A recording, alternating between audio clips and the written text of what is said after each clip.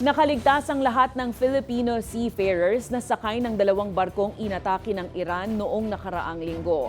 Ayon sa palasyo, nasa 40 Pinoy sea-based workers ang papalabas na ng Strait of Hormuz.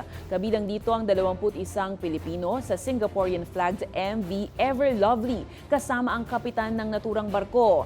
Habang ligtas din ang 19 na Pilipinong marino sa Panamanian flag na MV Kiku. Ayon sa Malacanang, nananatiling seaworthy ang MV Kiku at nagpapatuloy sa biyahe. Matatanda ang una nang hinarangan ng Iran ang ilang barko sa strategic waterway bilang ganti sa airstrikes ng US at Israel. Walang nasaktan at 21 Filipino mula sa 21 Filipino crew kabilang ang captain or kapitan ng vessel.